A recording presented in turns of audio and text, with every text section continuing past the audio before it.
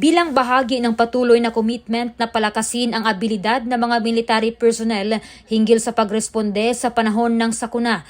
Nagsagawa ang 4th Infantry Division sa pamamagitan ng Camp Evangelista Station Hospital, katuwang ang International Committee Red Cross ng 5 araw na Basic Emergency Care Course sa 4th ID Headquarters Camp Evangelista dito sa lungsod ng Cagayan de Oro mula Oktubre 16 hanggang Oktubre 20. Dinaluhan ito ng mahigit kumulang 20 partisipante mula sa SESH as a Forward Support Medical Company na sumailalim sa iba't ibang mga senaryo at mga lecture mula sa mga eksperto hinggil sa Basic Emergency Care Course.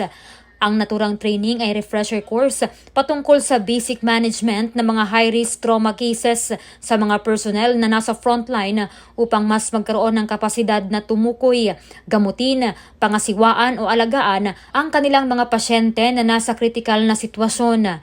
Sa kanyang mensahe sa closing ceremony na ipinaabot ni Lieutenant Colonel Michael Ampo, ang G6 ng 4ID, sinabi ni 4ID Commander Major General Jose Maria R. Cuerpo II na mahalaga ang naturang inisyatiba upang mas mapalago pa ang kaalaman ng mga military personnel na nasa medical field, lalo na sa pagresponde sa mga komunidad sa panahon ng emerhensya.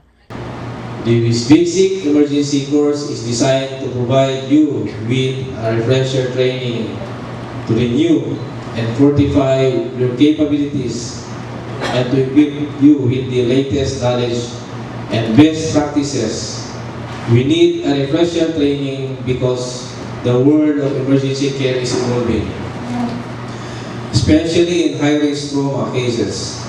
In doing so, we're ensuring that when our fellow soldiers are in need, we stand ready, prepared, and equipped to provide the highest level of care and most importantly to save lives. Remember that you are not just healthcare providers. You are our lifelines. You are the ones who bring hope and healing to those in need. Napapanahong balita, serbisyo publiko para sa Pilipino. Bon Olavides, 4ID News.